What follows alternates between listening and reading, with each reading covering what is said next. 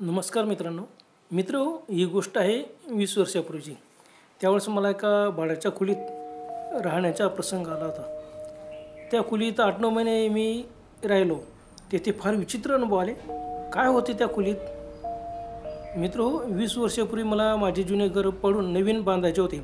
जुने घर मातीचेच होते. आता घराचे बांधकाम करायचे म्हणजे अगोदर जवळपास एखादे घर पाहावे लागेल. म्हणून मी अगदी जवळच असलेल्या एका प्लॉटमध्ये बरीच घरे होती. 1 रूम किचनची 10 घरे होती. परंतु सर्व घरे भाड्याने दिली गेली होती. फक्त एकच अगदी कोपऱ्यात एक 12 बाय 15ची एकच रूम होती.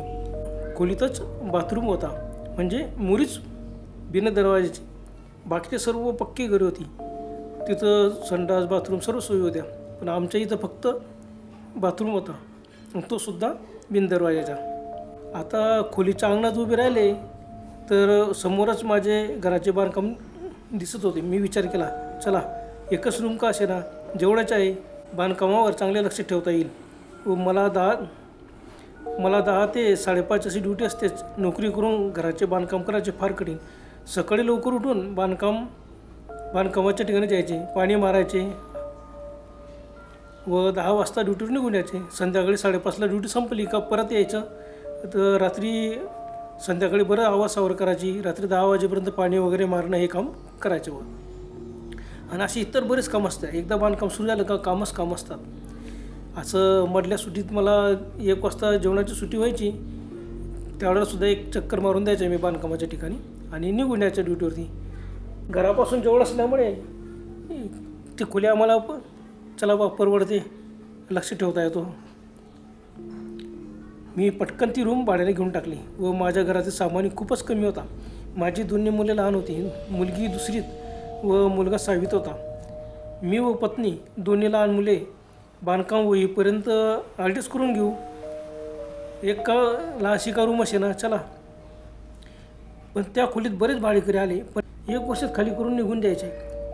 परवडत नाही म्हणे. त्या घरात खूप खर्च वाढतो, किराणा वाढतो, काही सर्व खर्च वाढतच राहतो. त्या घरात परवडत नाही. म्हणून ती रूम 1 वर्षात भाडेकरी निघून द्यायचे. बऱ्याच वेळात खोली भाड्याने दिली. तपास केला मी, म्हणजे जेवढंच होतं आम्हाला तसं अगोदर माहीत होतं. पण तिथं बाकीचे भाडेकरी सांगायचे की आमच्या ती खोली अशी काय माहीत, त्या खोलीत परवडतच नाही, खूप खर्च होतो. आम्ही म्हटलं जाऊ द्या, आपल्याला किती दिवस राहायचे, आपल्या घराचे बांधकाम झालं का आपण निघून जाऊ. मग आम्ही त्या खोलीत राहायला लागलो. आणि परवडत नाही, खर्च वाढतो म्हणून भाडेकरी टिकत नाही म्हणे. मला वाटले जाऊ द्या, आपल्याला काय थोडे दिवस राहायचे, बस झालं. नवीन घरात आम्ही राहायला आलो. एकच रूम. 15-20 दिवस झालेच माझ्या घराचे बांधकाम सुरू केले होते. सुट्टीच्या दिवशी मी दिवसभर तिथेच थांबू व रोज सकाळ संध्याकाळ तिथंच राहायचे बांधकामाच्या ठिकाणी. रोज सकाळ संध्याकाळ बांधकामाच्या ठिकाणी मला थांबावं लागायचे. मुले सकाळी शाळेत निघून जायची. पत्नी स्वयंपाक करून मिस्त्रींना चहा पाणी घेऊन यायची व बराच वेळ थांबून मुलं आता 12 वाजता येतील त्यावेळेला घरी निघून जायची. ती दुपारी 1:30 वाजता जेवणास येऊन व थोडे बांधकामावर लक्ष देऊन लगेच निघून जायचं, ड्युटीवर निघून जायचा. पण पत्नी सांगू लागल्या की मी स्वयंपाक करून खोलीला कुलूप लावून मिस्त्री लोकांसाठी चहा घेऊन येते. पण घरी वापस गेल्यावर भाजी व पोळ्या बऱ्याच गायब झालेल्या दिसतात. मुले तर शाळेत व मी घराला कुलूप लावून जाते, असे कसे होते. मी म्हणालो, बघ तुझे लक्ष चहा पाणी करणे, बांधकाम यावर असते, त्यामुळे तुला भान राहत नसेल की आपण किती स्वयंपाक केला. घाई तू कमीच स्वयंपाक करत असेल, जाऊ द्या. पण आमच्या दोघांच्या लक्षात आले की किराणा माल, शेंगदाणे, बिस्किट, काजू, बदाम, खोबरे अशा बऱ्याच वस्तू लगेच 8-10 दिवसात कसं काय संपतात. बरे, त्या घराला भिंतीवर उंचावर फळ्या होत्या व त्यावर डबे ठेवलेले असायचे. बाजूला उंच माळवाचा होता. लहान मुले जरी घरात असले तर त्यांच्या हातवर पुरणार नाही. आणि स्वयंपाक वगैरे केला तो त्यावेळेला मुलं शाळेत गेलेले असतात आणि तो स्वयंपाक कमी होतो. आणि लहान मुलांच्या हात माळवाच्यावर पुरणार नाही की उंचावरती असतो. आपण सर्व शेंगदाणे, काजू, बदाम उंचावरती ठेवतो. त्यांच्या का हात पुरणार नाही, ते कसं काय काढतील. आणि 12-12:30ला ते 12ला शाळा सुटल्या, 12:30 वाजता घरी येतात. आणि दुपारच्या वेळेला मिसेस घरीच असते, चहा पाणी द्यायला जाते. परत येते संध्याकाळी स्वयंपाक करते, त्यावेळेला मी येऊन जातो. मग असं कसं होतं? जाऊ द्या. एके रात्री मला आवाजाने जाग आली. मी पाहिले 0 लाईट चालू होता व फळ्यांवरून डबे उतरवण्याचा आवाज व कोणीतरी काहीतरी खात होते असं वाटलं. अरे असा आवाज का आला आणि कोण काय खातो हे डबे उतरून? मी पटकन उठून बसलो व लाईट लावला. पत्नी व मुले झोपली होती व काजू बदाम बिस्किटचे 5-6 डबे खाली उतरवली होती आणि डबे उघडली होती. बापरे, कोणी उघडवली? आणि आवाज येताबरोबर आपण उठलो. कोण खात असेल? पत्नी तर खात नसेल, शक्यच नाही, सर्व झोपलेले होते. मग मी पत्नीला उठवलं. तिने पाहिलं, अरे सर्व डब्यानं पाहिलं तर काजू बदाम बिस्किट शेंगदाणे खोबरं सर्व गायब झालं होतं. अरे कोणी केलं? आम्ही विचार करून राहू, घराला आतून कडी आहे, कोण असं येणार? जाऊ द्या. परत आम्ही झोपून गेलो. डबे वगैरे वरती ठेवून दिले आणि झोपून गेलो. जाऊ द्या. मग असेच 8-15 दिवस गेले. परत दुसरा एकदा प्रसंग असा आला. रविवार होता. मी व दोन्ही लहान मुले बांधकामाच्या ठिकाणी होतो. पत्नीने अंड्याची भाजी केली. दुपारी 12 वाजले होते. खोलीच्या दाराला कुलूप लावून पत्नी आम्हास बोलावस आली. आम्ही थोडं थांबलो व 1 वाजता सर्व घरी गेलो. कुलूप उघडले. घरात बघतो तर पोळ्या 1-2 शिल्लक व भाजी पण खूपच कमी. कोणी खाऊन टाकलं एवढं? बापरे, असं तर होणं शक्य नाही. फक्त 1-2 पोळ्या शिल्लक आणि भाजी अगदी लहानशी, थोडीशीच भाजी शिल्लक. असं कसं झालं? दाराला तर कुलूप होता. परत त्या खोलीला एकच दरवाजा होता. मागे बाजूला खिडकी होती. खिडकीला पण जाळी होती. त्यात मांजर येईल की खायला असं बी नाही. आणि मांजर आली असते तर तिने सांडसून केलं असतं. काहीच नाही. जसं तसं झाकलेलं आणि भाजी गायब, पोळ्या गायब. आम्ही विचार करायला लागलो. मग आम्ही ठरवलं की स्वयंपाक केला का लगेच जेवण करून घ्यायचं. टाईमवर यायचं, जेवण करून घ्यायचं, झालं. मी अशी करायची, चहा वगैरे देऊन आली. 11-11:30 वाजता स्वयंपाक करायची. कारण मला 1-1:30 वाजल्याशिवाय मी 1 वाजता सुटायची. मी 1:15पर्यंत घरी यायचा. मग मिसेसने विचार केला की स्वयंपाक करून इथून कुठं हलायचंच नाही. झालं. मग असे बरेच दिवस गेले. मग 1-2 वेळेचा पुन्हा असा प्रसंग आला की स्वयंपाक झाल्यावरती दाराला कुलूप लावून आवाज लागलं. बांधकामाच्या ठिकाणी सर्व थांबले होते. परत गेलो होतो. परत पुन्हा तोच प्रसंग. असं काय होतोय? कोण खातोय? असं 2-4 वेळेस घडलं. जेवण गायब व्हायचे. दुपारच्या स्वयंपाक गायब व्हायचे, पण घराला कुलूप लावल्यावरच ते गायब व्हायचे. आता रात्रीच्या वेळेचा प्रसंग असं व्हायचं की रात्री आम्ही स्वयंपाक वगैरे केला, जेवण वगैरे करून जर थोडंफार उरलेलं असं ते असं झाकलं यायचं, कपाटात ठेवून दिलं यायचं. पण सकाळी उठल्यानंतर ते संपूर्ण संपलेलं असायचं. कोणी गायब केलं? आम्हाला आश्चर्य, दिसत तर कोणी नाही. येतो कोणी इथं? घराला कुलूप असतं का? कोणाजवळ डुप्लिकेट चावी आहे? मग रात्रीच्या वेळेला तर आपण घरातच असतो. असे बरेच प्रसंग व्हायला लागले की रात्री काही उरलं तर सकाळी ते गायब व्हायचं. मग विचार केला की भाजी शेंगदाणे वगैरे तर गायब होतातच, पण हे पण गायब व्हायला लागलं स्वयंपाकसुद्धा. मग आम्ही स्वयंपाक केला का लगेच जेवण करून घ्यायचं आणि शिल्लक ठेवायचंच नाही बा. आणि शिल्लक ठेवला तर नशीब आपलं, सकाळी शिल्लक असतो, राहिलं तर आपला. आता एके रात्री काय झालं, मला परत भांडी व डबे उतरवण्याचा आवाज आला. आता मी नुकताच किराणा भरलेला भरलेला, आता आपण सावध राहू. मग रात्रीच्या वेळेला मी झोपलो होतो. अचानक मला आवाज आला, कोणतरी डबे वगैरे उतरवतोय. मी क्लिक केल्या डोळ्याने पाहिलं, कोणी दिसत नव्हतं. खोलीमध्ये 0 लाईट होता. 0 लाईटाच्या उजेडात पाहिलं पलंगावरून की पत्नी मुलं झोपलेली आहेत. आणि अचानक मी एकदम घाबरलो. खाण्याचा तर आवाज येत होता, परंतु एक एक डबा तरंग जमिनीवर उतरला. ओ बापरे, मी घाबरून झोपल्याच ते गंमत पाहायला लागलो. बापरे, काय असं? दिसत तर कोणीच नाही आहे. डबे उतरले, उघडले गेले आणि कुळूम खाण्याचा आवाज यायला लागला. एक वस्तू गायब होत आहे. मला अंगाला एकदम धडकीच भरली. काय करायचं? पत्नी झोपलेली, मुलं झोपलेले खाली. आमच्याकडे एकच पलंग होता. मी पलंगावरून सर्व गंमत पाहत होतो.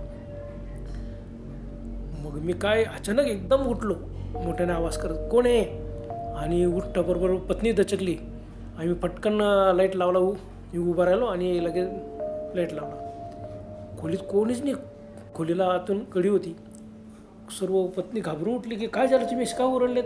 मग मी लगेच सांगितलं, हे बघा खाली डबे माझ्यासमोर समोर पडलेले आहेत. पण मात्र मी सांगितलं नाही की माझ्यासमोर तरंगत खाली आली, नाही तर पत्नी जास्त घाबरली असती. मग झाला, आम्ही परत ते डब्या बघतो, तो डब्यातून सर्व खायचं गायब होऊन गेलं होतं, तसंच ठेवून दिलं. आता एकदा काय झालं, रविवारची सुट्टी होती, तर आम्ही मटण आणले दुपारच्या वेळेलाच. आम्ही लगेच रविवार असल्यामुळे स्वयंपाक वगैरे आटोपला. मी बांधकामाच्या ठिकाणी होतो, मुलं पण तिथंच थांबली होती. आणि पत्नीने काय केलं, मटण वगैरे स्वयंपाक केला आणि तिला काही भान राहिलं नाही. तिने लगेच घराला कुलूप लावलं, सांगायला आली चला स्वयंपाक झाला, लवकर जाऊया. आता आम्ही काम करणारे कामगार, आम्ही त्या कामाच्यावर लक्ष होतं, तर विसरूनच गेलो की लवकर घरी जायला पाहिजे, की बा असं काही गायब होतो. थोडा वेळाने अरे 1 वाजला, चला घरी जाऊया. 1 वाजला, आम्ही घरी आलो, कुलूप उघडलं आणि बघतो तर काय, खरं सर्व गायब होऊन गेलं होतं. म्हणजे काय शिल्लक नव्हतं. बापरे, काय असं, पोळ्या भाजी सर्व पूर्ण पातेलं खाली होतं आणि पोळ्यासुद्धा सर्व संपवलेलं. तसं बापरे, आम्हाला एकदम धक्काच बसला. मग त्या दिवशी आम्हाला लगेच दुसरा स्वयंपाक करून खावा लागला. एक रात्री काय झालं, असेच आम्ही मच्छी आणली होती, मच्छीची भाजी वगैरे केली. आम्हाला माहिती होतं की मच्छी मटण अंडी असं केलं तर ताबडतोब गायब होतं आणि पूर्णच्या पूर्ण गायब होतं. थोडंफार इतर भाज्या वगैरे तरी काहीतरी शिल्लक असतात. मच्छी आणली आम्ही, रात्री मच्छी खाली थोडीफार उरली होती, आम्ही ती ठेवून दिली कपाटात. चला, त्यावेळेला आमच्याकडे फ्रीज वगैरे नव्हता, कपाटात ठेवून दिलं, सकाळी उठून आपण खाऊन घेऊ. आणि सकाळी तसंच झालं. सकाळी उठून बघतो तर मच्छी गायब, भाजी पोळ्या सर्व गायब होऊन गेलं. तर काही शिल्लक नाही. बापरे, काय करायचं. आम्ही विचारत पडलो की अरे, मग आम्हाला समजलं की इथं परवडत का नाही, लोकांना काही दिसलंच नाही, आपल्याला मात्र दिसलं नाही, भाग्य समजायचं जाऊ.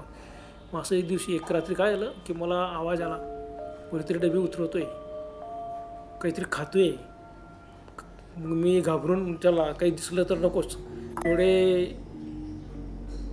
किलकिले करून पाहत होतो, कोणी दिसत नव्हतं, पूर्ण झिरो लाईटाचे उजेड. आणि अचानक खाण्याचा आवाज आला, डबे वगैरे खाली उतरलेलेच होते. आणि मोरीजवळ, म्हणजे बाथरूम म्हणजे ती मोरीच होती, मोरीजवळ एक आमच्या पाण्याचा माठ ठेवला, तो माठाचं झाकण उघडलं गेलं, पाणी पिण्याचा आवाज आला आणि पाणी उरलेलं पाणी मोरीमध्ये फेकलेला तो सुद्धा आवाज आला. अरे, मग मी एकदम उठलो, लाईट लावला, बघतो मिसेस झोपलेला. तो मग मी सांगितलं पाणी कोणी फेकलं, काहीच नाही, काय कोणाच ठोक. मग आम्हाला त्या दिवसापासून आम्ही एकदम घाबरायला लागलो की बापरे, 8-9 महिने झालं, पण असं हे असे प्रसंग केव्हा व्हायचे, महिन्यातून 1 किंवा 2 वेळेस व्हायचे. आता तसं आम्हाला घराचं बांधकाम पूर्ण होण्यात आलं होतं. 8-9 महिने आम्ही कशी तरी राहिलो. फक्त आम्ही काळजी घ्यायची की स्वयंपाक केला का लगेच संपून टाकायचं. नशीब किती तर काय भुताटकी आहे किंवा वस्तू कसं काय गायब होतात, डबे तरंगत डबे खाली कसे येतात. आम्ही विचार केला एका दिवशी आपण मटण वगैरे करायचं, मच्छी करायची संध्याकाळी आणि ठेवून द्यायची आणि रात्री पाहायचं बा काय येतो का. पण आम्हाला परत भीती वाटायला लागली, नको अचानक भूत वगैरे दिसलं तर जाऊ द्या. या घरात काय झालेलं आहे, करणी आहे का काय बाधा, करणी बाधा आहे का भूत आहे का एखादा अतृप्त आत्मा आहे, काहीच समजायला मार्ग नव्हता. बिचारा एखादा आत्मा दिसेल की तू भुकेलेला आत्मा असेल, त्याला खायलाच मिळालं नसेल म्हणून तू त्या खोलीत राहत असेल. फक्त खाण्याचं सोडून तो काही कोणालाच त्रास द्यायची नाही, कारण त्यालाही माहिती होतं जर त्रास दिला तर लोक या खोलीतच येणार नाही. फक्त तो खाण्याचं गायब करायचा. भाजी पोळी तो बऱ्याचशा शिल्लक ठेवायचा, थोडाफारच खायचा. पण मच्छी मटण अंडी असली तर मात्र जेवढं सापडेल तेवढं तो गायब करून टाकायचा. असो अतृप्त आत्मा होता बिचारा, त्याला कधी खायला मिळालं नसेल आणि तो आत्मा तिथे फिरत होता. मग आम्ही पटकन दुसरीकडे एक रूम खाली झाली त्याच वाड्यामध्ये. एक माहिती पडताच त्यांनी सामान काढला, लगेच आम्ही आमची रूम सोडली आणि ती 1 रूम किचनची रूम घेऊन टाकली आणि तिथं राहायला चालला गेलो. बांधकाम होईपर्यंत आम्ही तिथंच राहिलो, त्या घराला कुलूप येते. त्याच्यानंतर मग 1-2 भाडेकरी आलेत, पण ते 2-4-5 महिने राहिले का लगेच पुरून द्यायचे. एकच सांगायचे की काय माहीत बघ, त्या खोलीमध्ये सर्व पुरतच नाही, सर्व गायब होतो. आता काय होतं त्या खोलीचं रहस्य. घरमालकांना सांगितलं तर घरमालक होतं चेचे असं काही नाही, तर जर तुम्ही बदनामी पसरवली तर आम्हाला भाडेकरीच भेटणार नाही.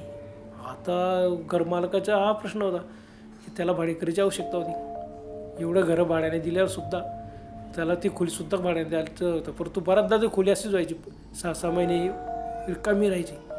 आणि त्याच्यानंतर आम्ही बांधकाम झालं, आम्ही लगेच ते वाडा सोडला आणि आमच्या घरी राहायला येऊन गेलो. मित्र, त्या खोलीमध्ये कोण होतं? आत्मा होता, भूत होता, काही कोणी करणी केली होती? पण दिसलं मात्र काहीच नाही. अतृप्त आत्मा, बिचारा भुकेलेला आत्मा होता तो.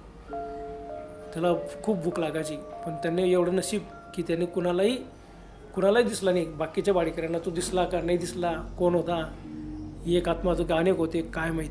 इतर भाडेकऱ्यांना दिसले का नाही ते काहीच माहीत नाही. पण आम्हाला असा अनुभव आला. आणि मी नशीब की बा आमचं काही बरं वाईट झालं नाही, फक्त खाण्याची वस्तू काय पाहिजे. तरीसुद्धा आम्ही 8-9 महिने काढलेच, कारण आम्हाला जरूर होती. समोर बांधकाम चालू आहे आणि कुठंच दुसरीकडे जाणार, ॲडजस्ट करून घेऊ म्हणून आम्ही असंच ॲडजस्ट केलं. बरं तर मित्रांनो, आजपुरतं एवढंच. पुन्हा भेटायला लवकरच. तोपर्यंत गुड बाय.